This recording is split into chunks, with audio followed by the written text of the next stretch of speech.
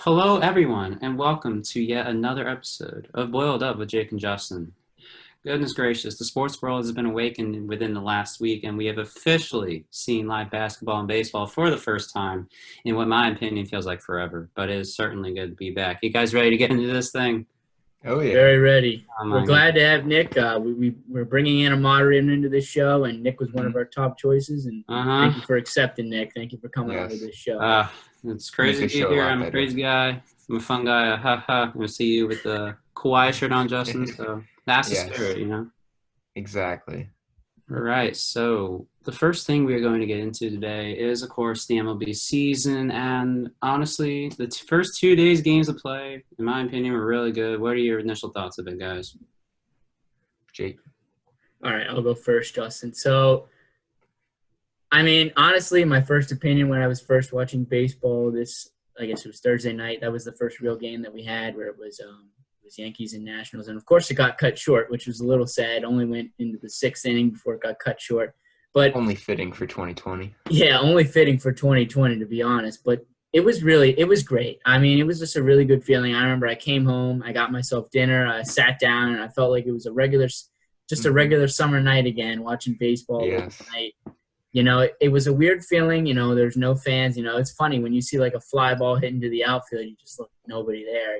Hmm. And it's Yeah. crazy, and it's crazy to see. It looked like an afternoon game for the Orioles, in the summer. To be honest, no one in that outfield. But just to have baseball back, I mean, we got to see Garrett Cole on the mound, and he pitched really well in that game. Max Scherzer was not pitching bad. He had like 10+ strikeouts, so he didn't play terrible in that first game. He was entertaining to watch. It was a really entertaining game. And then I thought we were going to get to see Clayton Kershaw later that night, but of course he's back tensed up, which is not just a 2020 thing for him. That's just an every year type thing for Clayton Yes, it Kershaw. is. And it was, but you got saw Cueto again, who obviously he's had a rich history. So it was a fun first day there. And then yesterday we had a whole slate of games. Of course, it did stink though. I wish there were some games that were at 1 o'clock. Today we got some games at one Exactly. o'clock. Today we got some games at 1 o'clock, which is going to be nice, especially after this. After filming this, we're definitely going to watch some baseball today. But Hmm. yeah, finally having baseball all day is great. And honestly, I think it's weird, but it's for given the circumstances, it's exactly all I need right now. I'll take it. I'll just take baseball and in any form right now. So I'm happy with the first 2 days of going. Obviously.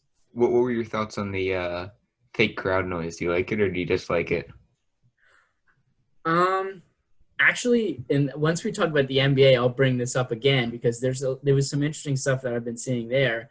In the MLB, I don't know if I like it or hate it. I think sometimes like it's nice, but honestly, I think what I like better is having like the music, like having ballpark music playing throughout the game. That I think is a little more important than hearing fake cheers, to be honest. But that's just my opinion. But I mean, we're trying to make this seem as real as possible until we can have fans back. So I guess they're doing the best they can. Yeah, I agree with that. It's weird, but at the same time, I like it. I think it's a good feeling because I think it would be too quiet without it. I just hope it doesn't Yeah, like lag where you can't like hear the ball on the bat and like the sound of the ball hitting the catcher's mitt. Like I want to hear those sounds still. It almost makes me feel like I'm at the game hearing it because you just don't hear like yeah, you just hear it louder when you're at home and never really heard that before because you'd have the crowd noise. So if they can find the right mix, I think it will work. I mean, the games were really good though. I thought the quality of the games were games were great. actually really good because I was not expecting these pitchers to go that far. A lot of them were going 6, 7 innings, and I was only Mm-hmm. expecting them to really go 4 innings. So that kind of surprised me there. Uh, the games were not very close, I would say, though, except for the last one. The last one last night was amazing. That Angels Athletics game, that was a really Oh my good God, game yeah, there. went into the extra innings grand slam. That was a really good game there. But I mean, other than that, most of the games were actually surprisingly not that close. I think the Cardinals Pirates game was a little close there, but a lot of them were kind It of was. blowouts. So it that's what happens early on right here. Teams are still trying to find their stride, but I I thought it mean, was a the good Nationals last opening year, they day and opening night. What's Nationals up? last started off like what 19-30, and then they won so they won the Hmm. World Series. But this year it's different because we got a 60 game season, so you can't get off to a start like that. You know, Exactly. Yeah, it's a shorter season, so you don't have all that time to mess up in the beginning. And I, what do you think of the let me see, what do you think of the second base runner on second base rule to start extra innings? You like that or dislike that? It kind of reminds me, the college football rule where you would start at like the 25-yard Mhm. line. It's a Yeah. lot like that, and I don't like that rule at all, to be honest. And I don't like this baseball rule just like it because I think it's sort of an unfair advantage. What if in that extra inning, let's just say you're the Yankees and you got a guy at second and you got Stanton and Judge right in the middle of the lineup, whereas you're facing the Nationals and maybe they have the bottom of the lineup going and they have a runner in second. Who's got a bigger advantage to get that runner in? Obviously, it's the Yankees. So Mhm. it's like kind of an unfair advantage in my opinion. But, I understand it. They're trying new things because even though we love baseball here, there's been a kind of a declining interest in baseball in general, it seems, over these last couple of years. So they're trying to sort of change things up a little bit, Mhm. But I don't know. For me, I don't like it that much. I think it does add more pressure to the situation, obviously. Like Yep. there's more pressure for the pitcher. Like as soon as you come in, you Mhm. know that you could be a base hit away from losing automatically. But it does Yep. seem a little bit unfair. In some cases, it can be unfair. Yeah, I mean, the runner on second is the last out of the previous inning. So, I mean, some teams, if, like, let's say you're the Phillies and you have Roman Quinn strike out to start the inning, Yeah, then the next inning exactly. you have Yeah. Bryce Harper up to start the game. You get Roman Quinn Yeah. on second, he's going to steal third base easily, and then you already have a runner on third. So, I don't know if that's necessarily the way to speed it up because I think fans don't lose interest in extra innings. They actually like the extra innings. They Yeah, lose that's like when interest through baseball is the fourth interest. through seventh inning there. So I think you need to find a way there to speed the game up if you're trying to speed it up, not the extra innings. I think extra innings is actually very entertaining, at least in my opinion. I agree. But did you all see that balloon that went into the field in the Dodgers game, though, first time? Yeah, the birthday balloon. Yeah, That was pretty birthday funny. balloon. That Yeah, that was adds to the authenticity that you guys talking about with the crowd noise and all that. It's not that authentic, but it's like, where did that come It's from? fitting. You're the game. It's Welcome back. fitting. It's fitting it was in LA too, because the Dodgers normally have the beach ball that falls into the that falls off the outfield stands into the outfield there. So having a balloon fall there was only fitting. Or where is it? It's it's the Diamondbacks who have the big pool too, right? In their Yeah, the outfield. Diamondbacks have the pool. Yeah, in the the outfield. Diamondbacks have that pool in the outfield, and that's awesome. I remember I would always see people hit home runs into that pool. That's awesome. Yep. Now, I mean, I don't think the pool's gonna be open anyways, but that'd be cool if they kept it open just to hit balls too. Have the It'd be bullpen funny players if they had resting out there. Yeah, it'd be funny if they had like crowd noise from the pool, like if they somehow got that. I don't know. That'd be cool. They're coming up with creative ways. Mm-hmm. Try and get interest in baseball more. Oh, of course. So with all the MLB teams playing, and ESPN and other sources are saying, "Hey, this is what we think of the first team, like first winning team's games, and how will they do this year." But the main two that have come up are the Dodgers or Yankees. So for debate, who would you guys pick for a possible World Series, and who would win? Justin, I'll let you take this first. All right. This is tough because it's still early and both teams are very good. And I think injuries will definitely play a part in this because both teams are actually very injury prone. You got some Dodgers pitchers like Kershaw who tend to get hurt. And then you have the Yankees hitters like Studge and Aaron Judge and Giancarlo Stanton who also are very injury prone throughout their careers here.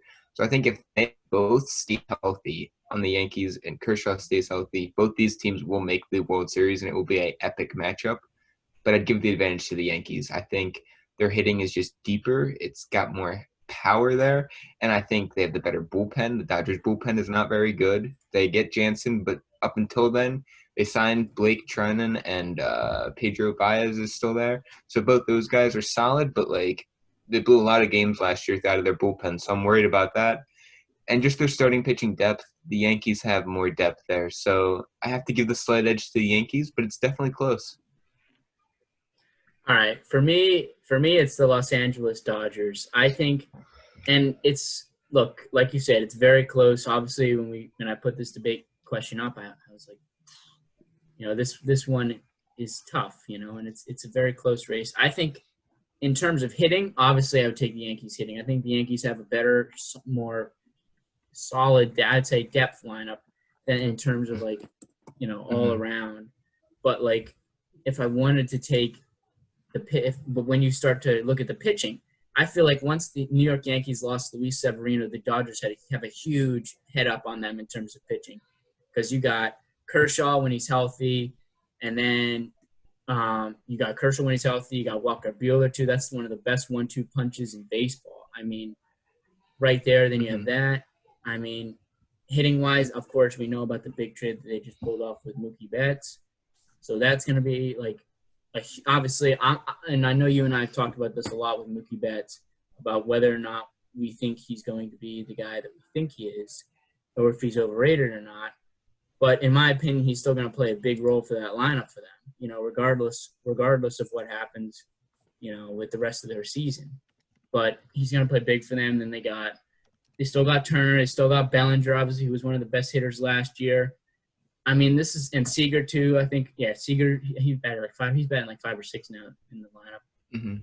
And John Pederson too. I mean, Pederson, obviously he's a little inconsistent, but he can still get it done. But I think that 1-2 punch at the top of the pitching lineup for them. And I liked what I saw out of Dustin, man. I don't know if he's going to stay in the rotation long term, but he pitched pretty well. He's got a really good fastball. He throws at 100 miles per hour. He was getting some strikeouts in that first game, and he had jitters, obviously. I mean, he pitched a little bit last year. I still like Ross Stripling in that lineup, in that starting pitching lineup too, although he's not as strong. But that 1-2 pitching punch is going to be a big problem, I think, for the Yankees come playoff time, especially if this is the World Series matchup that we see.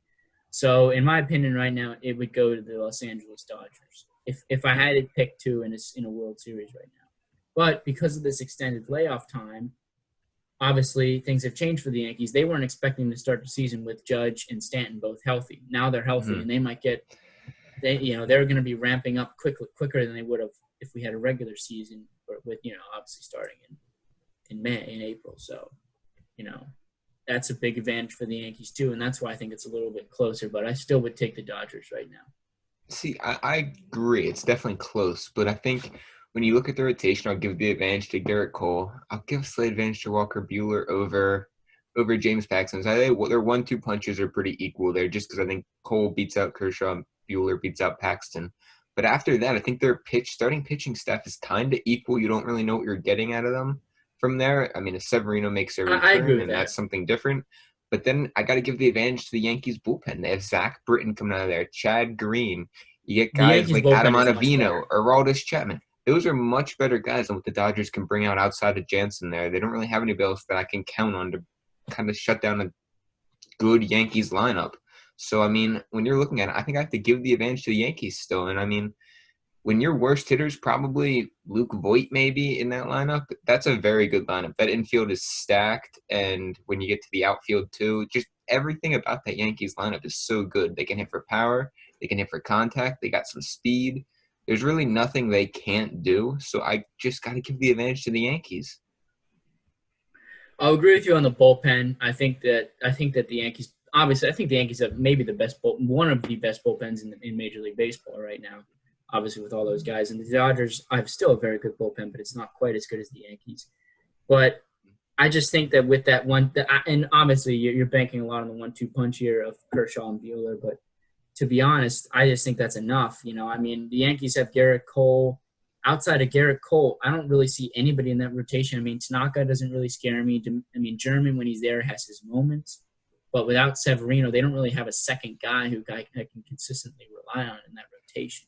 So I think it depends on what James Paxton you get. I mean, I've seen a very we've seen like almost Cy Young level James Paxton before. We've seen James Paxton. I'd give the advantage to the Yankees. I'll agree. If Paxton can somehow come back to where he was with the Mariners at that one point, I mean, if we get that type of James Paxton, then yeah, we'll see something special. But I don't know if we're going to really get that out of James Paxton. But we'll see. I also forgot about Tanaka. That was my bad. I forgot about Tanaka too. I'd give the advantage. The number 3 starter, I'd give the advantage to the Yankees there because Tanaka's there. But then I say the 4th and 5th starters are pretty equal there. But I think I would have to give the slight pitching rotation edge to the Yankees just because I think when you can compare the top 3 guys, I'm giving 2 out of 3 to the Yankees. Plus, as much as I know you like Stanton and Judge, obviously, those are another 2 guys who you sometimes don't know what you're going to get out of those guys, and especially with a guy like Gary Sanchez too. This is kind of home run or bust sometimes for these New York Yankees. Obviously, we call them the Bronx Bombers for a reason, but they are sometimes home run or bust, and in the playoffs that can be very, very tricky. That's all that we've seen. We know that the Yankees have had some trouble. I mean, the Yankees have had good teams year in and year out, and yet we still haven't really seen them get the job done. I think it's a big part They've of been that. hurt, though. A lot of these teams aren't healthy when they make the playoffs. So maybe in a shortened Yeah. season, there won't be as much wear and tear on the body, and they'll be able to stay healthy into the playoffs. That could be interesting. The only thing that I would say about that is there's going to be less off days for players now because it's only 60 games. You can't That's probably fair. rest as much. So it kind of. But they're also probably more well rested than they have been in the past. Yeah, I think they're ready for the 60 games, right? It's just, do you see them lasting 60 games through and then being able to play 20 to 30 more games? Well, 20 to 30 more games in the playoffs, possibly, especially with this new 1-8 format. There's going to be more playoff games. Mm-hmm. No, I agree with that. It's definitely close when you're comparing these teams, and it's still very early. But I think, honestly, injuries will play the biggest part in this matchup because I don't think a lot of these teams have injury-prone players, so it'll be interesting to see how it plays out. It will be. I'm not quite sure what's. I think. I mean, it's obviously. I like this new playoff format actually, and I know I just brought it up. I really like this 1-8 playoff format because I think it's gonna allow for all these teams that were kind of on the edge that still had really good records get into the playoffs and get a good chance to make it in.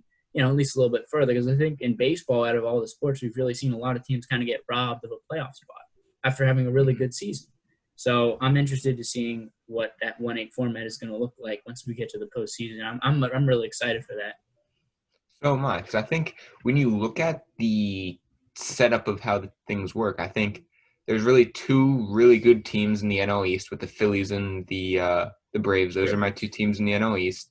You go I to wouldn't the NL count out the Central. Nationals yet. I wouldn't count the Nationals either, but they're at a disadvantage without Soto, and the Mets are at a disadvantage without Stroman and Syndergaard. So I'm discounting those two teams right there.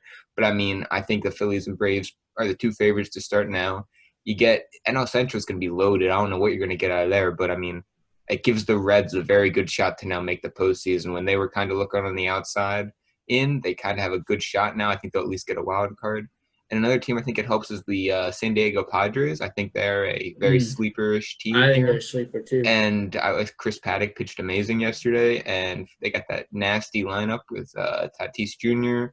and all these other guys. So you got Hosmer and a couple Will Myers. You got different guys in there. So I'm excited for that team, and I think that helps them because the Dodgers were clearly winning that division. The Padres never really had a shot, so now they have a chance to get in.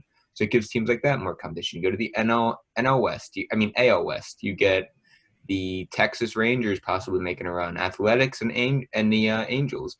Those teams were kind of behind the Houston Astros for a while there, so we'll see what happens out there. And then you get to the AL Central, gives the Twins and Indians will be in there, maybe even a third team with the wild card. And then the AL East, it gives the Rays a chance because I don't think the Rays really had a chance in that division behind the Yankees. So it just gives all these other teams more opportunities this year. Yeah, speaking of sleepers, a team that I was thinking about bringing up here and that I didn't really think about until a few days ago was the Cincinnati Reds. First of all, the Cincinnati Reds have one of the best 1-2 punch pitching starting pitchers in baseball with Sonny Gray and Luis Castillo. And can't forget about Trevor Bauer. Trevor Bauer, yeah, don't forget about him. When Trevor Bauer's pitching well, Wade Miley's not bad either. And think about who they're going to be playing. They're going to be playing, awful teams pretty much throughout these whole 60 games. I mean, not a lot of hard competition for them in those two divisions. A lot of good games against the Pirates, Tigers, and Royals. So yeah, I mean, nobody that really scares you, obviously. So they could be a team that makes some surprise noise. But if you look at that division, they were going to have to be playing behind the Cubs and the Brewers in there and the Cardinals. So like when you look at that, you're thinking that's 4 teams for one spot and 2 wildcard spots. One of those 4 teams has no shot of making it. Now 2 of those teams could win the division and 2 of them get the wildcard spots. All 4 of them can now make the playoffs. That's a huge advantage there. Oh, yeah, easily, I think, because of just who they're going to be playing. That's a huge factor in what their record's going to be. So I just wanted to throw that in there a little bit about possibly some underrated teams here because I think there is going to be some funky stuff that happens this season. Don't sleep on my Toronto Blue Jays now. Bo Bichette. Your Cavan I love Bo Bichette. Oh, my goodness. And Nate Pearson, if he pitches and all their rotation, I think they could have a wild card shot. If not this year, definitely next year. Vladimir Guerra, too. There's a lot of teams that are going to be in the playoffs this year that we did not expect just because they doubled it. Yeah. Teams that probably weren't even in discussion last year would have made it, which is crazy. Because if you look at these teams last year, so many more of these teams that were contending would have made in. I think the postseason would have been more interesting last year with Oh, that. for sure. Although last year's postseason was very, very good. That was some of the Oh, it best was. baseball I've seen in a while. But yeah, I think it'll be even better with these 1 through 8. I think it's just going to keep progressing from there. Yeah, I hope they keep this format even into future years because it gives more entertainment, revenue, and a lot. It's like easier scheduling now for the playoffs teams. So I Yeah. agree. And one of the premier players of the league is Mookie Betts, and as you guys discussed, he has received a 12-year, $392 million extension to his 13-year now contract. Is it really that worth it, though, for a guy from this caliber to be traded in the winter and then to receive this massive extension basically the day before opening day? I've thought about this a lot, and I've actually reverted my opinion on it. I'm going to say yes. I think Mookie Betts is worth this contract. I know this contract goes out until he's about 40 years old, but the more I look into it, the more that I realize Mookie Betts is one of the best players in baseball. He really is, and the stats prove it. I know a lot of people go back and say that he's got. I think everybody's like, oh, he just had one MVP season where he batted 346, and won the MVP in 2018. But in terms of WAR, which is like a pretty big baseball stat, he has. And it's still early in his career, so it's hard to really judge this too impactfully. But he has the 8th best in MLB history. He's up there with some of these guys. Like Mike Trout's number 2, and Mookie Betts is number 8. So I was like, that must mean something. This is like wins attributed for or something, I believe.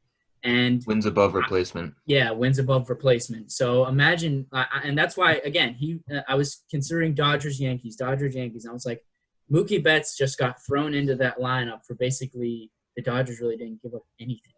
Nothing really too important. And you just throw Mookie Betts into that lineup, who's one of the best hitters in the game, and one of the best guys at just getting on base too, and him putting in runs and scoring runs. I mean, he's going to be special. In terms of his outfield defense too, he's really good too. But obviously, I think they brought him there for the hitting because this guy we've seen even bat 350 in the season, in that MVP year in Boston. And obviously, Boston's a very hitter-friendly park. So I want to see what he does in LA and not as hitter-friendly park.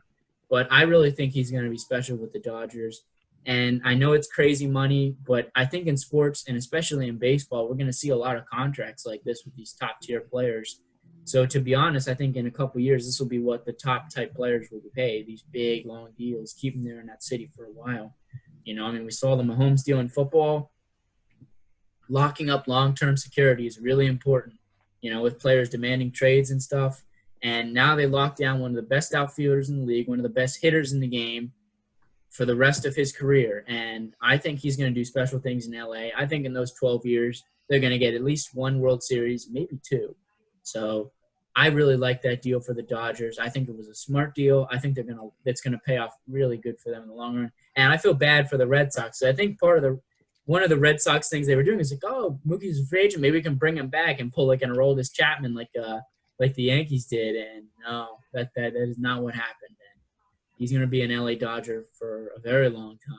And I think if I was a Dodgers fan, I'd be very happy. You're keeping one of the best hitters, one of the best outfielders in the game for many years to come. So I like that deal a lot. See, Mookie's just not worth that money. I don't think really any player is, because even Mike Trout could ever be. Guys are not worth that money, especially at this time.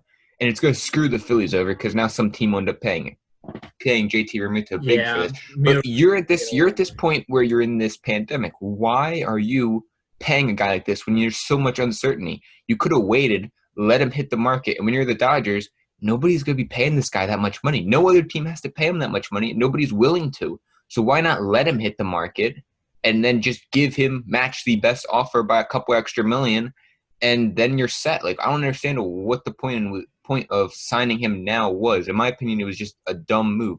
Wait for the season to play out, let him hit free agency, and then work on a deal, and you probably would have gotten him at a cheaper rate, because I don't think anybody's going to pay him that much money. Like, he's a very good player. I'm not, going to criticize him there, but I don't think he's worth that much money. I don't think he will stay a top 5 outfielder throughout the rest of his career here. You got Yelich, Bellinger, and Trout, who I do not think are better. I think all 3 of them are better than him right there. And I think Soto and Acuna Jr. will be better than him anyway. So when you're looking at those numbers, I don't know if he's necessarily going to be worth it in the end because that's going to take him to what, 40? I think he's Yeah, age 27 right 40. now. That's really risky because I think they laid it out so he's getting a little backloaded onto that contract, if I believe, too. So there's going to be heavy money towards the end there, which is kind of risky. So I'm not sure how much it will pay out. We'll see how this works because what happens if this MLB goes to a hard cap because they're not making enough revenue off this season because of the shortened, not as many games and no fans in the stadium, no concessions, none of that. So it's a very risky move by the Dodgers. I think they could have waited, got him at a cheaper price, and it all would have worked out. And I think it really screws the Phillies over in the end because now everybody's asking for JT Realmuto to be signed. And honestly, I don't think he should be signed right now either because his asking price is way too high. And I think if you let him hit free agency, nobody else is paying him that much money with the pandemic. And it could work, and I know this is bringing up Real Muto, and we're going a little bit off topic, but I actually think it could be beneficiary for the Phillies in a way because after the end of this MLB season, there's probably going to be a hard cap, right? Mm-hmm. That's so what they're saying. That could completely change. Like Mookie might have gotten balled out now with the money, but that type of contract might not be able to happen after this MLB season. So Real Muto might be forced to take what the Phillies can give him, which might be the max they can give, but also the max anybody else could really give. Exactly. That's why I think they just should have waited. It's an interesting thing because it's a bunch of what ifs. You don't really know. But honestly, I don't think Mookie Betts will stay top 5 outfielder for very long. I think he is borderline top 5 right now. But I think he will fall out of that top 5 very soon with Soto and Acuna right there. So I think it's a slightly overpay here. I think he's a solid player, but it's a slight overpay by the Dodgers and was not necessary at the time. It's all uncertain now, but I think it was bound to happen. Like these star players, like I think they just want to get paid now, even with the uncertainty, and then they can fix wages later. But for a guy like Mookie Betts, I think he's top 5 right now, and that's just my opinion. I think him, Real Muto, and then you saw Trout get 14 years, so it's just going to keep going with all these star players, especially outfielders. Like in my opinion, outfield is the best position in the game, most versatile. And you see these guys get skyrocketed now. Definitely. Well, the NBA is next week, right? Yeah, so we got MLB this week, start of the NBA next week. And then we actually have breaking news. The Knicks just hired Tom Thibodeau for the upcoming season. So I thoughts on that deal. because Tom Thibodeau, great coach. Well, a lot of history Justin, behind it. What do you guys think? I know you must have just found this because you just threw this in here, but I actually saw this coming. I mean, I think earlier this week we saw the Knicks discussing contracts with him, so I figured it was going to happen. But I thought they were going to interview at least a couple other guys. But I guess they really liked what they saw out of Tom Thibodeau, and I think this is a good signing. I know this is just breaking news right now. We don't know exactly who's going to be on his staff, but I like Tom Thibodeau. I think he's a pretty good coach. I think he's better than what the Knicks have had recently, at least. I mean, they can't do much worse. He's going to be going into a really good situation here. He's already got R.J. Barrett. They're going to have a top 3, top 5 pick. They're going to get one of the top players in the draft. So automatically you got 2. Well, I think I'd love to see LaMelo Ball in New York. I've been saying that. I think he fits perfectly in there. So you can get him. If you can't get him, you're going to get a guy like Obi Toppin, maybe Wiseman. You don't know. Well, probably not Wiseman because they already got Mitchell Robinson. But yes, my boy Mitchell Robinson. Yeah, but I like the signing for the Knicks. I'm not completely shocked by it. I'm happy. If I was a Knicks fan, I'd be jumping over the head right now just because this is the first real head coach that they've had in a long time. Since Mike D'Antoni, probably. Eric Fisher now. Let's hope it does not turn into that. Yeah, exactly. I mean, it's a good signing. He's a veteran coach. He's got good experience. He can develop these young guys, and he has a great team. I think the Knicks coaching job was actually one of the more intriguing openings out there. You see the Knicks, and you're like, ew, they've been so bad. But I think really it's intriguing because you get a guy like R.J. Barrett, you get the top pick, and I really, really like Robinson there at center. So I think it's a good fit there. I think he can develop the players a bit. And I think they will become a solid team. Maybe not playoff team, but they'll be in contention for the playoffs at least next year, assuming they do keep that top couple picks, probably top 3, top 5 pick, and get a solid player with it. I think this guy will put them in playoff contention next year.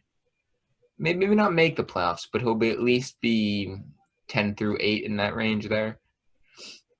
I still think they're a little bit of a ways away from the playoffs. I think even if you get a guy like a LaMelo Ball, maybe a free agent in this offseason, it's still the New York Knicks. They got a lot to get before they can get in contention. But I mean, look at what the Pelicans and the Grizzlies have done this season with their young cores. They've been sniffing the playoffs. So I think that the Knicks could start sniffing the playoffs with these young guys. But Thibodeau, while he's a very good coach, he was a guy who took a while to build up the Bulls, but they were really good. He went to Minnesota, and they were not patient enough for him because he's all about, like, process stuff. So I think it's going to take a little bit for them to buy into his system. But if they buy into Thibodeau's system, they will be good in a couple of years for sure. Yeah, when I say playoff picture, I'm really banking on them getting LaMelo Ball. I really like him, and I think I like him a lot. R.J. Barrett, and Mitchell Robinson, I think that'd be a very good big three to build around there. Add a couple shooters, and I think you have a very good team there. So at least not very good, but at least a solid contending for the playoff, like 8th spot in the East. So it'll be interesting to see how this plays out. I want to see who's on his staff, and I want to see how the draft goes for him, or at least what pick they get with it, because who knows? Maybe they trade the pick. You never know. Mm-hmm. You could trade the pick, get maybe not a star, but at least a very good young player possibly out of that pick. So. Yep. But if they get the chance to draft LaMelo Ball, they should. They really 100%. should. They need him in there to be the point guard. With him, they'll definitely be top 8 in like 2 years. Calling it. Now, with teams in the playoffs, not out of the playoffs, the Sixers have played. They played the Grizzlies last night, and we saw a couple of players develop: Shake Milton, Furkan, and also now Ben Simmons. He made a 3-point shot, and he's been developing. Yeah, that was great to see. Yeah, for the past few months now, including in quarantines. So does that really solidify the Sixers in contention for a playoff spot? Yes, absolutely. I think it does. I mean, looking at his ability to space the floor, I don't think that's necessarily the biggest thing, but watching that game last night, it was the chemistry this team developed. I think the Sixers are a true contender in the East. They have a true chemistry, like just I don't know how to describe it, but it's like that fit that everything just worked yesterday. I mean, they had their third string guys out there. And then Grizzlies were playing their best guys, and they were still holding on to the lead. So I really think this team's going to be a contender. They're deep. If Ben moving to the 4 helps them out, then that's even better because they were already a solid team with him at point guard. And if things don't work out there, he can play point guard. I mean, the guy had 9 assists in the first half playing at a forward spot. So I think his versatility is just so huge for this team, and the layoff just helped with the chemistry. I think at least seeing him that he's shooting the shot will just build confidence for the whole entire team almost. And, I mean, we saw the reaction of the bench when he was shooting the threes. They were going crazy for him. So I think just the way this team has united together and just kind of come as one is just amazing, and I think that will help them a lot and will propel them to run to at least the Eastern Conference Finals, in my opinion. I agree. I think this is huge. This is huge for the Sixers, and we're big Sixers fans here. I think this is really big news for our Philadelphia 76ers because I've been dying to see this over and over again every year. Ever since Ben's been in this league, I've been waiting for him to finally start shooting this three-pointer with at least attempting it. Joel Embiid started just attempting it just because it helps. It actually helps his game a lot more because it brings the defense out. They're not just going to sit in the paint and wait for him. And Joel Embiid's not a good three-point shooter, but he shoots about 5 to 6 a game just to get the defense out on him. And I've been waiting for Ben Simmons for so long. At the start of the season, Ben was actually shooting threes. Like, not every game, but, there were games where he was shooting 1 or 2 attempts per game, and he was hitting them. And then all of a sudden, something happened in, game 12 or 13, and Ben Simmons must have had, something must have happened and psychologically because all of a sudden he didn't attempt a three the rest of the season. And he, somebody in the media asked him about it. And he was like, I'm going to play the way I want to play. And then now all of a sudden, 2 weeks ago, he was draining threes in practice. And he was telling, I think it was Tony Snell. He was like, see you in Orlando. That was all he kept saying was Orlando, and he was like, oh, well, maybe finally he's going to start shooting the three. And then I had a huge smile on my face because literally it must have been 4 minutes into the game yesterday, and he attempted a corner three, missed the first one, but I was just happy he attempted it And then I think it was in the second or third quarter where he attempted another corner three, splashed it, and it was just heaven to see. It's too bad that the game wasn't in Philadelphia, because I think everybody would have been jumping down like crazy, Oh, yeah. just like they did when he hit the three in the regular season and even the preseason. I think that was one of the craziest moments. When Ben Simmons hits the three, it's like a historical moment. It shouldn't be. I think in a couple. I think by the end of this bubble season, he'll be solidified as a guy who can at least shoot the three. And I think there'll be no more talk about can he do it. I think he's heard the noise. I think he's finally had enough. I'm not sure. I hope he's finally had enough, because it's only been a scrimmage. But I think without the fans, he's a lot less. Maybe it's anxiety. I mean, honestly, it could be anxiety with him, with the fans. But if he starts hitting them in the bubble here, maybe he'll get more comfortable when obviously fans come back for the next season. So, yeah. And I think also as a Sixers fan, and I just want to bring this up to you, I really liked what I saw out of everybody yesterday. I really liked Shake Milton at the point starting. I thought he was really bringing up the ball well. What I love about Shake Milton is he can create his own shot. The thing that kind of hurts some of these other guys like Furkan, like Glenn Robinson to an extent, like Alec Burks to an extent, is they can't really create their own shot. Shake Milton's one of those guys who kind of reminds me of Lou Will, because he can create his own shot. He can get scorching hot. And he's also a really great dribbler and passer. And I think he's a really good fit in that starting lineup. I liked his fit especially next to Jay Rich.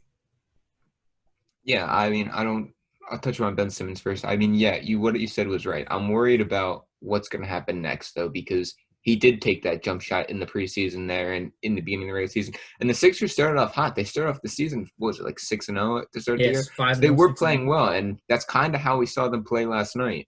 So I'm curious to see if that will transition, because we saw this one side of the Sixers, and it clearly collapsed by the middle of the season. So I'm curious to see what happens now with them. And then you touched on anxiety. I do think Ben Simmons' issue with shooting the three is anxiety. I think he's worried about something. There's something mentally wrong there, and that's his issue. He did see a sports psychiatrist about it, so I'm interested to see if that's maybe what helped him, because that would make a lot of sense in my opinion, because we've seen him shoot it in practices, in the empty gyms, and all that stuff, and scrimmages, stuff like that, but we never really saw it with a full crowd there. So I think maybe right now that all these games are going to be televised, he kind of can block that out, kind of think they're not televised to himself, and just realize it's an empty gym there, and it will help him. And then hopefully next year it translates into him being able to shoot in a real gym with fans. So it'll be interesting to see there. But yeah, the Sixers looked great last night. I was really impressed. And like I said, even their third stringers were like holding their own against the Grizzlies starters at the end of that game. So it was nice to see. It's early. It's only a scrimmage, so it's tough to tell. It's hard to judge anything off of it. But, I mean, I was impressed for sure. I think Brett Brown did a good job with this team, keeping them kind of together. They're looking united.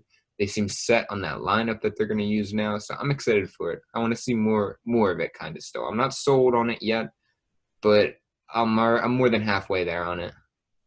I have every single Ben Simmons three-pointer saved on my Instagram memory, so let's hope it. Let's hope it develops. I mean, just like I'm saying, it's like a historical thing right now. And even Shake at the point guard, he very versatile. So I love Shake. And now moving on to the West, we have actually a new up-and-coming team in the playoffs. I mean, they've been up-and-coming, the Denver Nuggets, but now we really got to see them, I think, and blossom into like a top 3 team in the West. And they've actually debuted like an anti-small ball lineup recently. So what are your thoughts about that? The Jokic at point guard and Bol Bol at small forward lineup.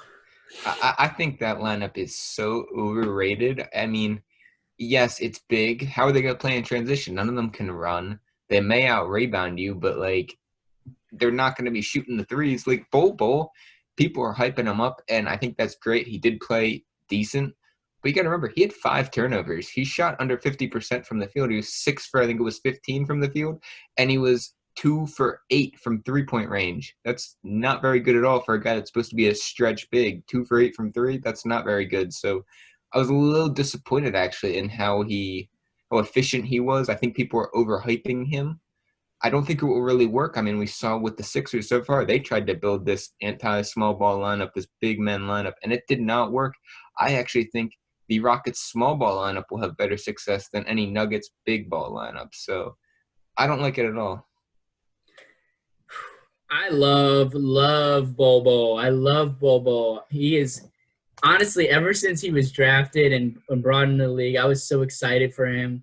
And we didn't see him really at all before this bubble, which was so funny. I think out of nowhere, I was like, Bobo's starting for the Nuggets in a scrimmage game? I was like, what? I was like, what is going on? And Bobo played great. I mean, he played so well, and I know he shot a little under 50%, but he had like 5 or 6 blocks to go along with the 16 points. He played so well that they had to drug test this man.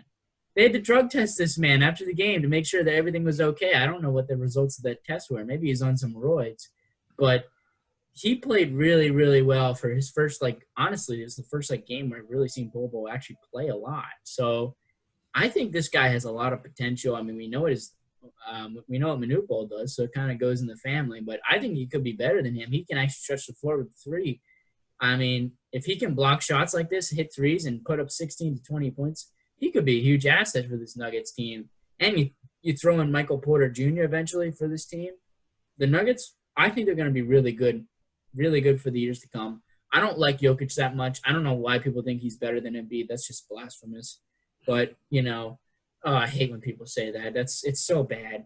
But I think they have so much around Jokic that he can kind of play his sort of point guard, point forward, point center, whatever you want to play, and play it pretty well, kind of like Bam Adebayo with the Miami Heat. And I think the Nuggets are better than the Heat, obviously.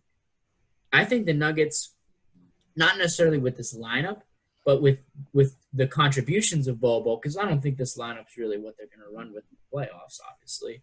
But I think if you can add in a productive Bol Bol into this team, that's an incredible asset. I love Bol Bol. I always thought Bol Bol could be really good because of his size, obviously. If he could just develop the shot, and it looks like he's been working on his shot because he hit a couple threes. But he's got to shoot the ball, obviously, a little bit higher percentage and a higher clip than what he shot in that scrimmage game. But he'll learn how to do that. He can stretch the floor. And if he can block shots like that, I mean, oh boy, Bol Bol is going to be a problem. I like that lineup. I thought it was an interesting lineup. I don't think it's a lineup you go with the whole game, but maybe 5 to 10 minutes of the game you put in that lineup, kind of like the Warriors did with their death lineup back in the day, and you just kind of see what happens. And I liked what I saw from it. The issue with that is, though, none of them can get back on transition defense. Jokic is slow. No. Bol Bol is athletic enough. He can kind of contest on the fast break, but not much. And then you get Millsap and I believe it was Plumlee out there was their center. Yep. Those were their 4 big men out there.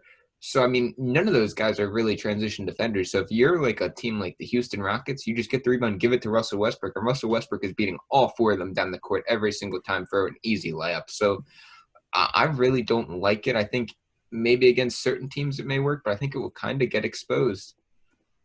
I don't think it's a playoff lineup. I think it's just kind of something to mess around with. Maybe you go with it down the stretch in like a zone. Let's say you're up 10 points with a couple minutes left and you just want to kind of slow the ball on an offense and then have everyone get back and just, I don't know, just kind of play a zone in there and compact the paint. Maybe it's something you do if a team doesn't have shooters out there like the 76ers maybe. But realistically, I don't think it works.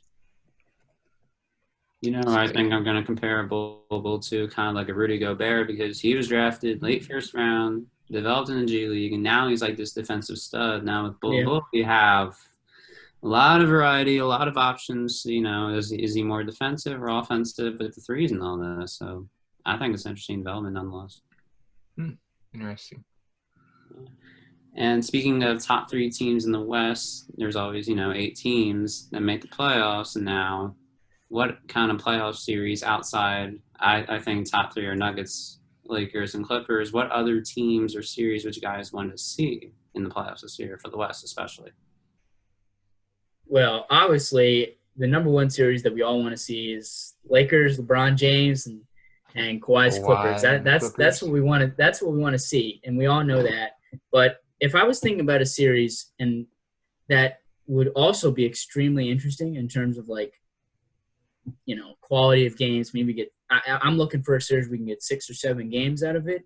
I think it's obvious. I think it's Celtics-Sixers. I think Celtics and Sixers would be the second best series we could see in the playoffs right now. First of all, you got that Boston-Philly rivalry already going. I think the Sixers match up really well against Boston. I think we'd beat them. I don't know if we can beat them in 4 or 5 games. I don't think so because I think you're going to have to give them a couple games because of Tatum, because of all their guards and forwards that they have. That'll give us a little bit of trouble. But I think with the Sixers inside game versus the Celtics outside game, that's going to be a hell of a series. I mean, Joel Embiid's going to go off. Jason Tatum's probably going to play very well. What that series will really come down to, in my opinion, will be Ben Simmons. And if I was a Celtics fan, it's going to be Jaylen Brown, because you probably know what you're going to get out of Tatum. You know you're going to get 25 to 30 points a game. Can you get 20 out of Brown? Can you get Daniel Tice and Enes Kanter to slow Embiid down? Probably not. You're probably going to give up 30 and 13 to our boy Embiid, but can you slow Embiid down a little bit? Maybe. Can Jaylen Brown give you 20-plus points? That's how they're going to have to win the series against us. And for the Sixers, it's not about Embiid. Obviously, we know he's going to play well against Tyson and Enes Kanter. It's all about whether or not Ben Simmons can produce, Tobias Harris can be consistent, whether we can get some type of bench scoring or some type of wing scoring out of Korkmaz, Jay Rich, Shake Milton, Glenn Robinson. Any of those guys playing at least half decent for us would be all we need in terms of boost against the Celtics. But I think that's a series that would probably go 6 to 7 games. I think it would be even better of a series to see if we had crowds, because it's two of the most passionate fan bases in sports. But alas, we won't be able to see that. But outside of Lakers Clippers, if I had to pick one series that I would really want to see, it's got to be Boston and Philly. I think that would be an unbelievable either first round or second round series to see in this bubble. I would just love to see that. I'd love to see us beat Boston, especially after what they did to us 2 years ago.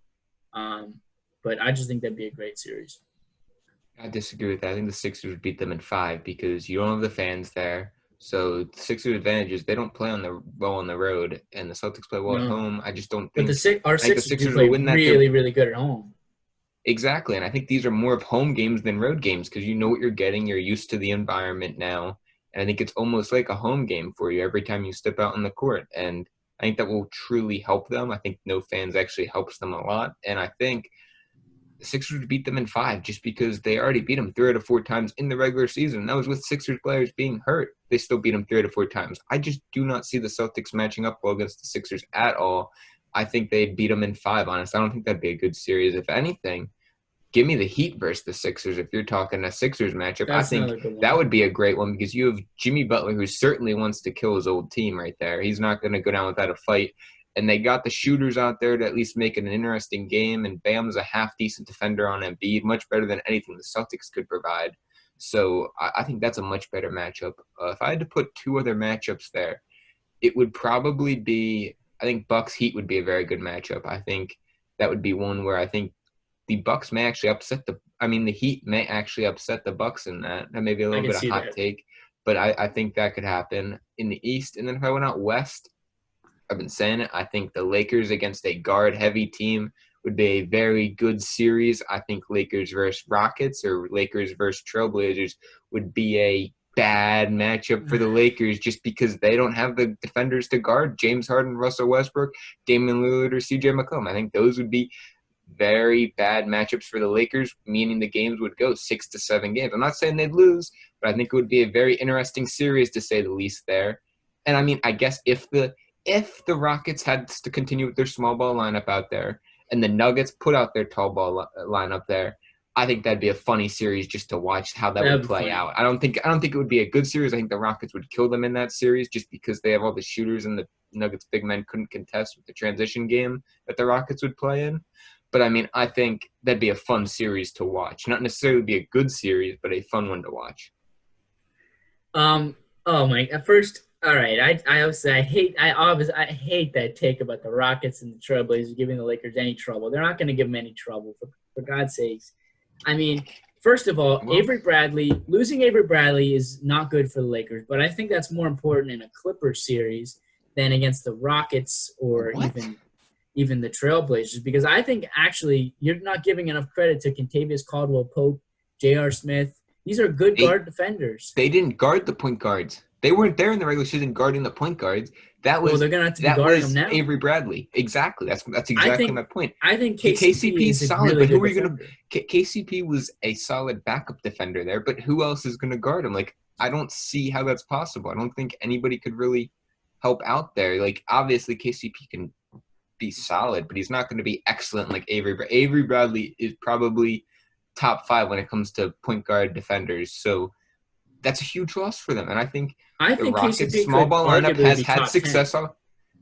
No, I not top 10. like No. KCP as a defender. I think he's really good. Yeah, but he is not good enough to replace Avery Bradley. He's solid, but he was alongside Avery Bradley there for the most part. He wasn't really playing he wasn't playing in Avery Bradley's place when he came off the bench. He was playing with him. So that's the only issue there. I don't think he's much of a point guard defender. He's more of a shooting guard defender, which you already have now with J.R. Smith and Dion Waiters. So they're going to get exposed in that area when you have two guards out there. Because fine, who do you want to throw Who do you want to throw KCP on? Russell Westbrook or James Harden? Pick whoever you want. If I'm the Lakers, this is what I do. I put KCP on Russell Westbrook, and I put LeBron on James Harden.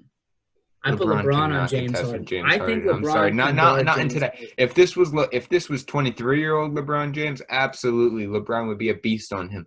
But we're talking about an old LeBron James here, an old LeBron, not some young. He's still good. He's still great. No, He's still great. no. Michael Jordan was all defense at age 35. These guys can do it. They're that good at their age. I had to leave But from LeBron Wild West be heating up.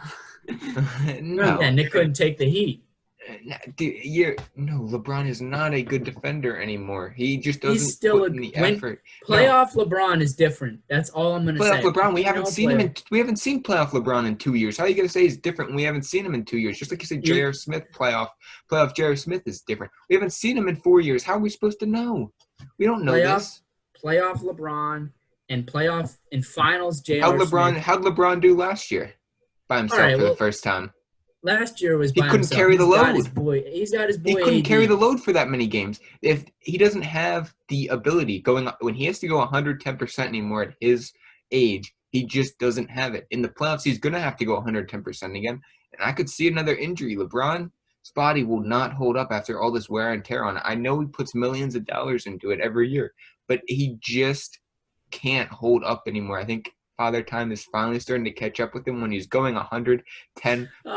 He can't keep up anymore. Same reason MJ ended his career because he was going 110% constantly. LeBron has taken a little more breaks than MJ, so I think that's why he's lasted a little longer, but I don't think he is able to keep up anymore.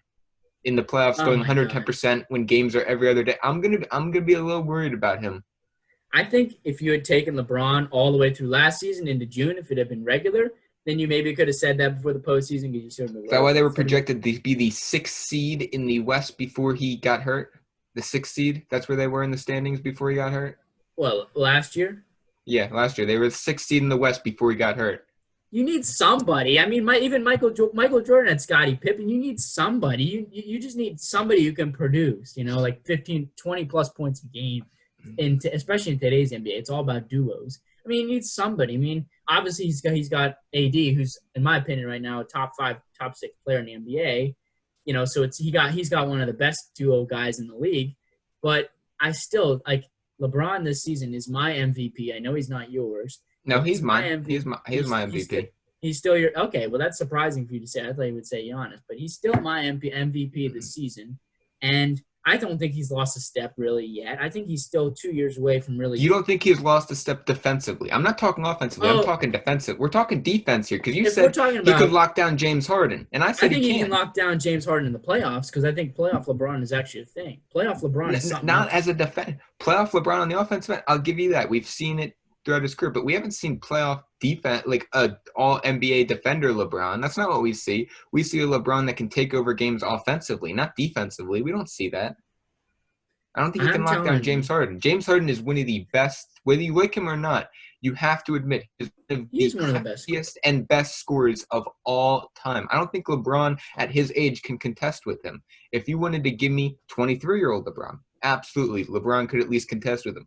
But at his age now, there is no way he can play with him. The only other guy who I could see guard James Harden and possibly on that Laker team would be Anthony Davis.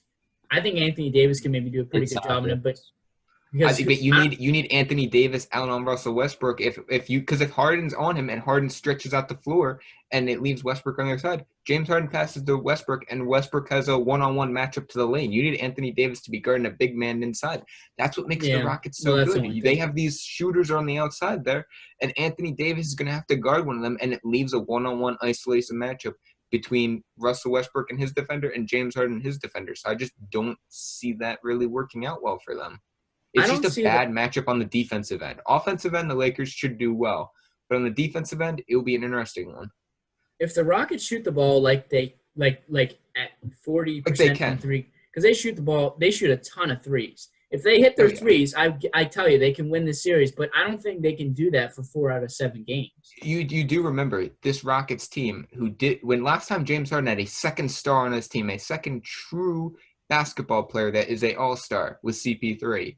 You know how far they went? They went to the Western Conference They Finals. should have gone to the and finals. we're beating that the Warriors. If CP3 plays that game, the Rockets win that series and are in the finals. I agree And with you. honestly, I think we'll actually see James Harden with a second star this year. So I think, again, they will be a good team. And the system just fits those players well. And I think it's just a bad matchup here for the Lakers. Because look, the Lakers are going to have more success against a team like a Mavericks team who have Luka. That's more of a matchup for them because they have the height there and they don't have the dominant ball handling guards that are going to be able to kind of dominate a guy like J.R. Smith. They don't have that on the Mavericks. They have Kristaps who Anthony Davis can cover, and you have Luka who LeBron or whoever else you want can cover. So they're more matched up evenly there. But the Rockets just have too many options there on the outside that would cause havoc for the Lakers. I really like that Mavs matchup too, honestly, with the Lakers. I want to see how that turns out. I just wanted to add one more thing here before we end the show. I have to say this about the Los Angeles Lakers. First of all, did you see Dion Waiters in that scrimmage game?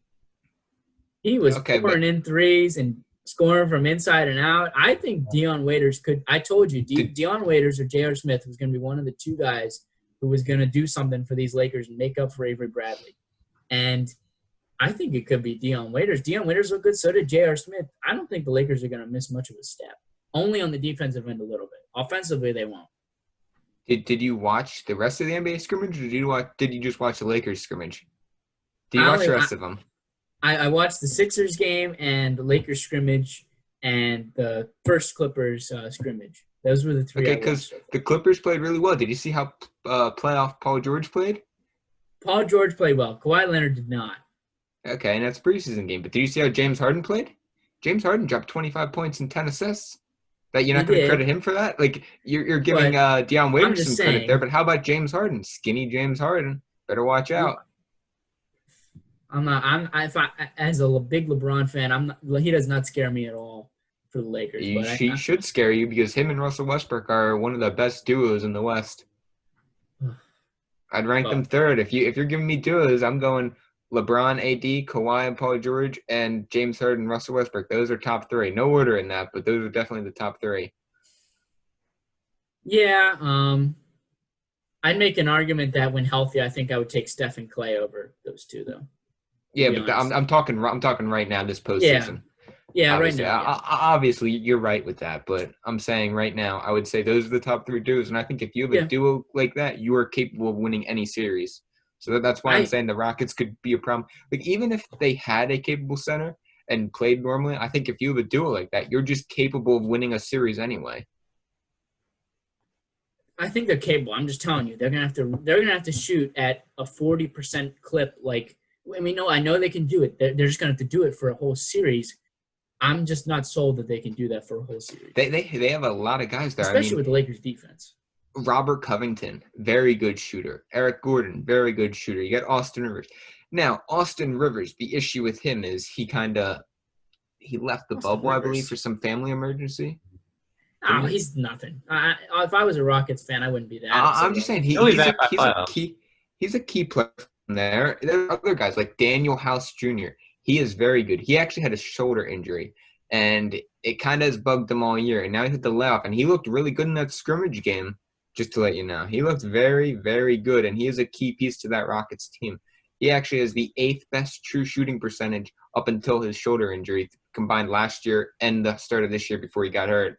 So I'd watch out for him. He's another shooter off that bench, and they just have a team full of shooters. I mean, your big men can shoot too. You got P.J. Tucker, who's going to be playing center. He can shoot. Robert Covington, he can shoot. Eric Gordon can shoot. They just have a bunch of shooters lined up on the outside, and Harden and Westbrook are going to take you ISO. So watch out. It all Well, comes down to the regular I'm season. certainly just glad that we were able to have these debates about real basketball, whether with fans or Yes. not. And I mean, Exactly. we're 5 days away here from Yeah. the Clippers on that first real bubble game. So As I was closing in saying, here. it all comes down to how it comes down in the regular season and how the mentality of these teams are. Yeah, it's got to be weird for these players. Imagine you take 3 months off. This is longer than an off season, and now you're like 8 games and then playoffs. Yeah. I don't know. It's going to be interesting to see these playoffs. Honestly, could be a lot of underrated. Could be a lot of upsets. Agreed. Sure. It'll be fun to watch. I'm excited. I'm just glad to have it back. Same with baseball. It's nice. It's nice to see sports are back.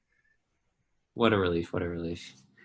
Now, a lot of good topics here, and that will end our show for today. Thank you all for tuning in. Make sure to follow the podcast at Boiled Up Podcast on Instagram and subscribe to the YouTube channel, also Boiled Up Podcast. Really appreciate you guys tuning in. Very fun-filled episode. And thanks for coming in, Nick. Yes, of course. Big help a for this. lot of fun, yeah. So it'll be interesting to see what next week brings. Yes, it will.